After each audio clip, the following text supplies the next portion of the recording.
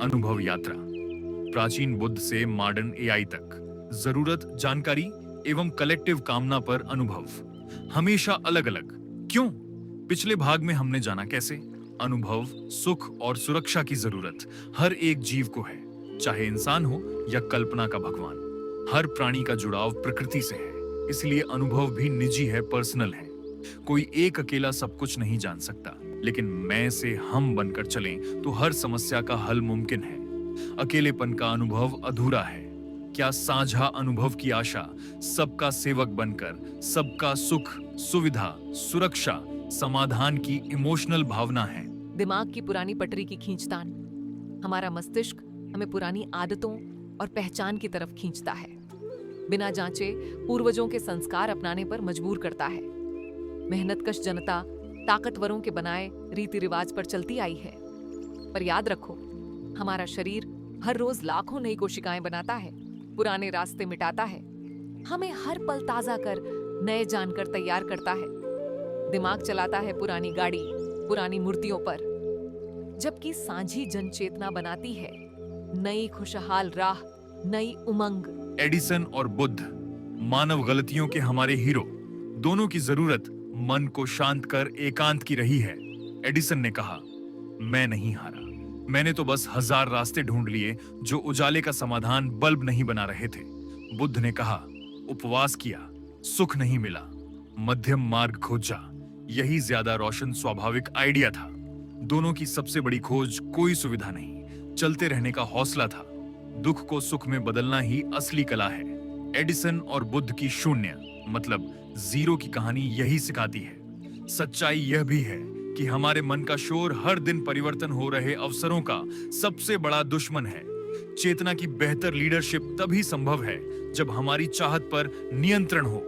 मन पुरानी सांसारिक व्यवस्था की मान्यताओं और आदतों से चेतन को दुत्कार कर कंट्रोल करना चाहता है।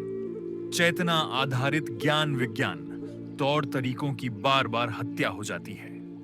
भारत आदिकाल से विचारों का प्राचीन कुंभ है।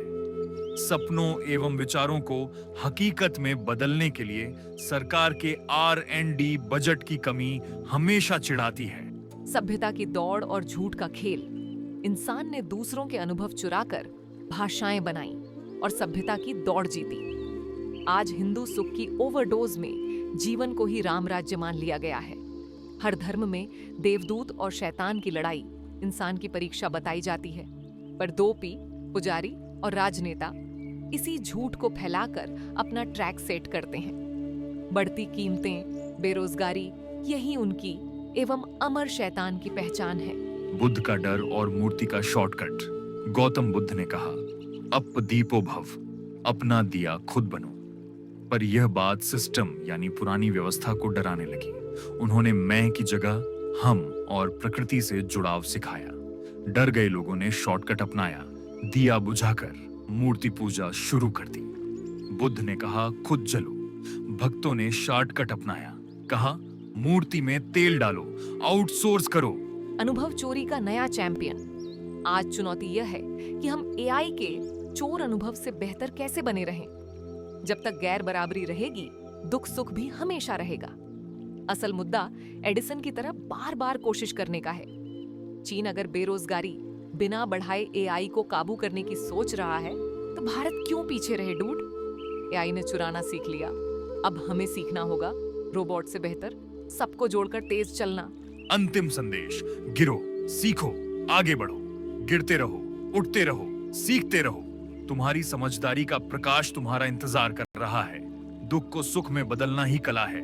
नए मित्र बनाओ, नई राह का स्वागत करो। बदलाव ही ऊर्जा है, परिवर्तन सत्य है। मेलजोल बढ़ाओ। अनुभव की यात्रा अकेले शुरू होती है, मिलकर पूरी होती है। आओ साथ चलें। जय जगत।